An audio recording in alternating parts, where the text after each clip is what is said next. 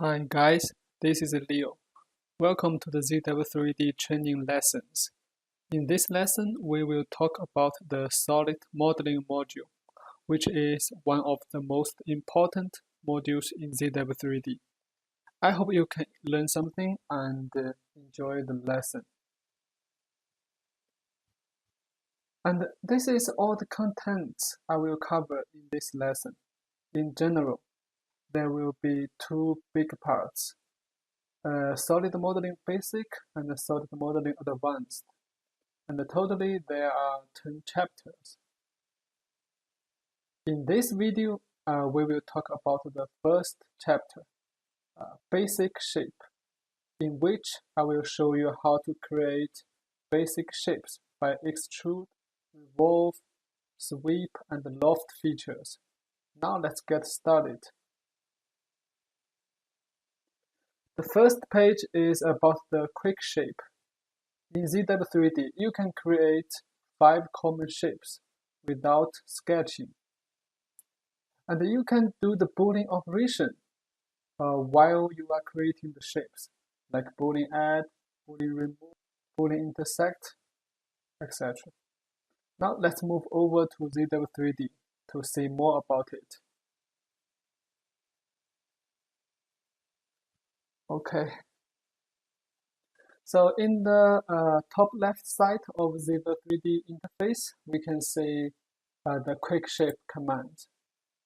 Block, cylinder, cone, sphere, and ellipsoid. Now let's say it one by one. Let's create a new file. Okay. So first, let's see how to use the block. Actually, it's very simple.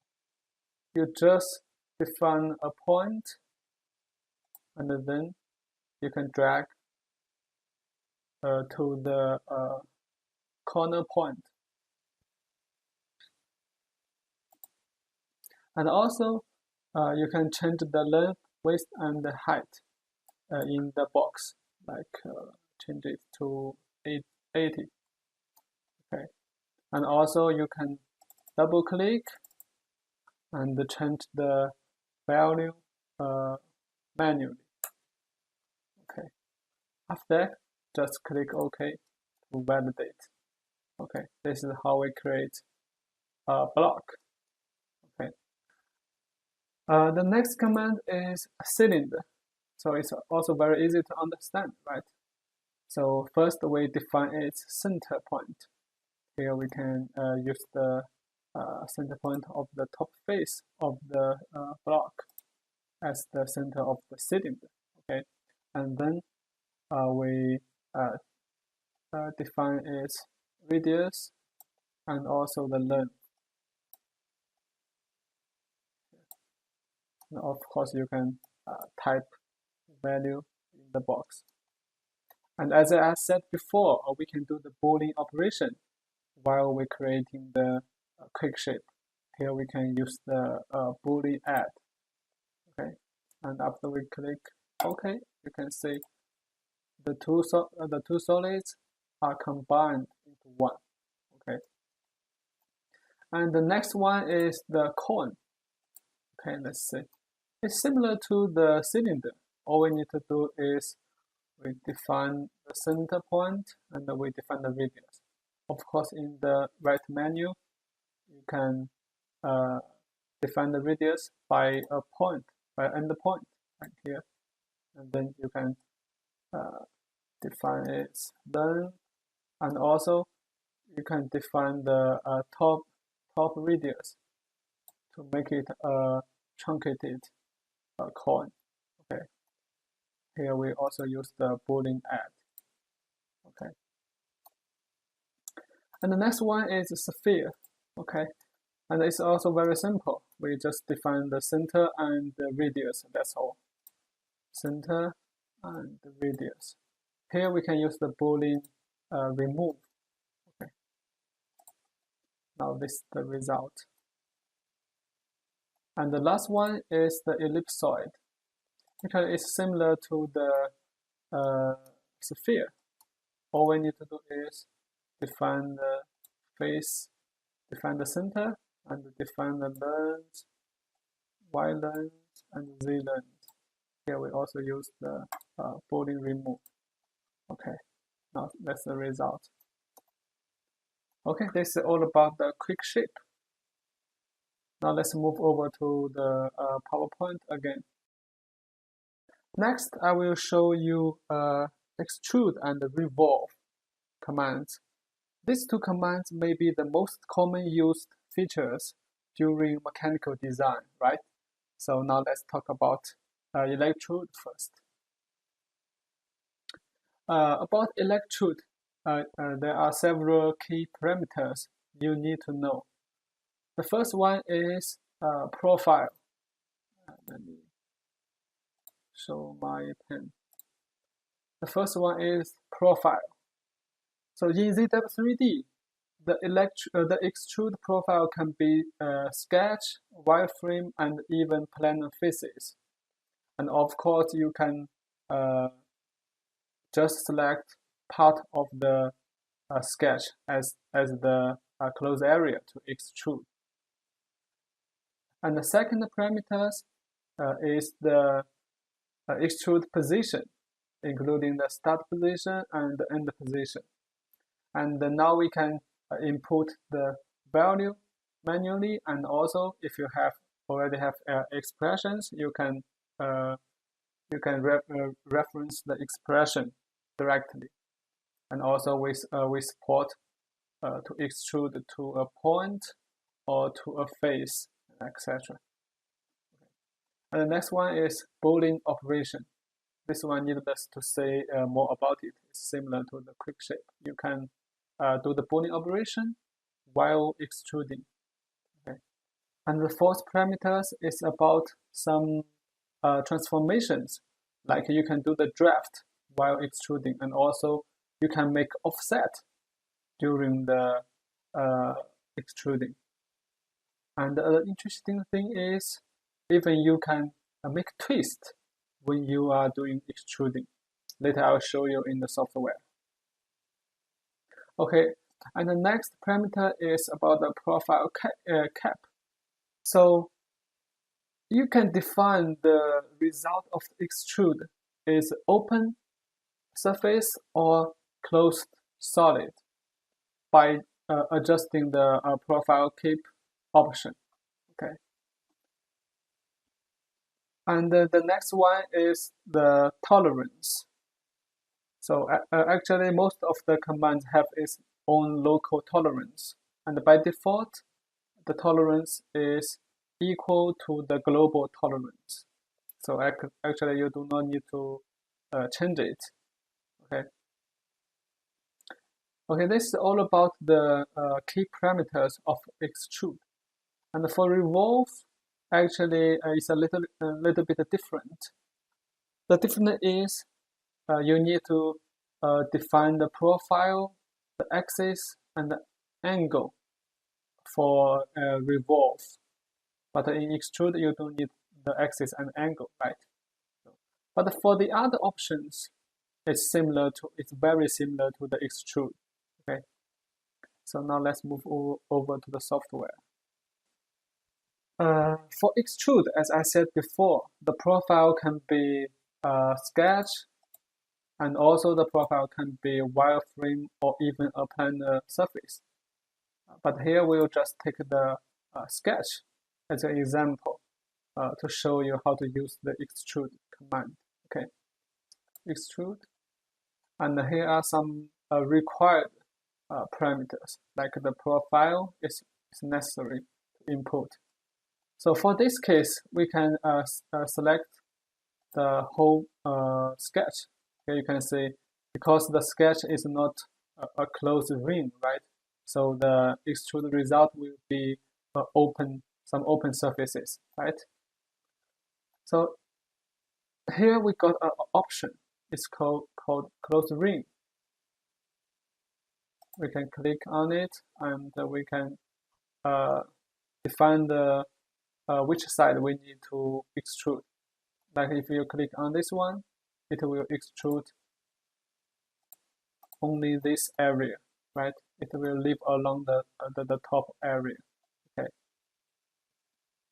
and if you select the top area, it will extrude only the top area, right?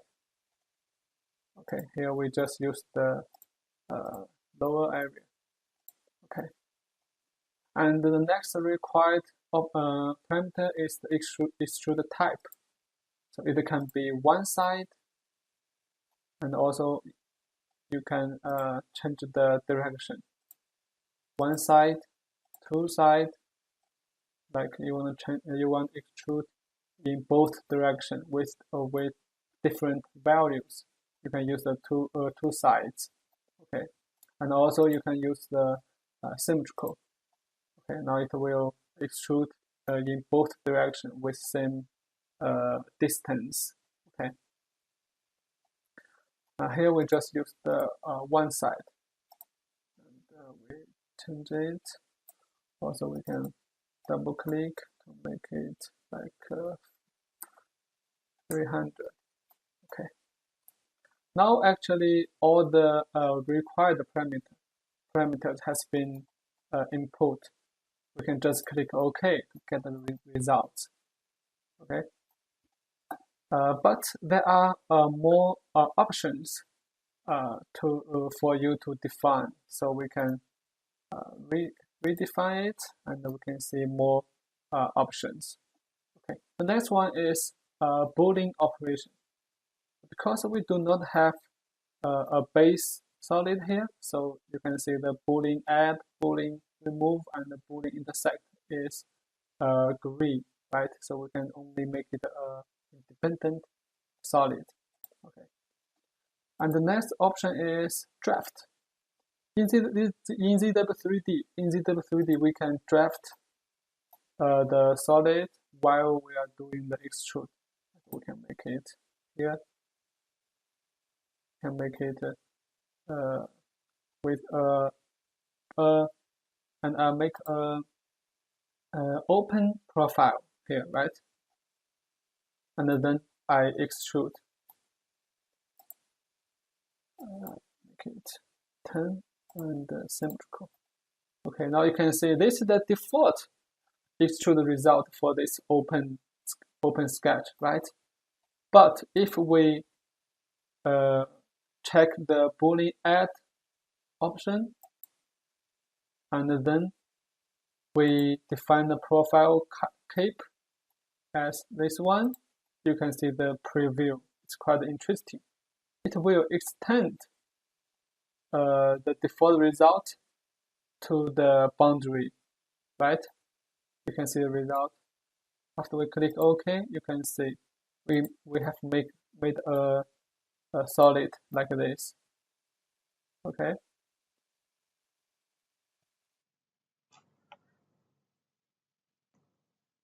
The next command I would like to show you is revolve. It's also a common used command. Now let's see how to use it. We click on the revolve, and now we can see there are some required input. Like the first one is the profile of the revolve. Here we just select the whole sketch, and the next one is the revolve axis. Here we can use this one, the Z axis, to be the revolve axis. Okay, and the next parameter is the start angle and the end angle. Like we can drag it here to make it like this, or you can make it by default, start 0 and end 360. Okay, and the other options are similar to extrude, so we will not spend so much time to repeat. Okay, here we can click OK to see the result. Okay, this is the basic usage of the revolve. And here I'll show you another advanced usage of revolve. It's about the revolve axis. So just now we used the default z-axis as the revolve axis.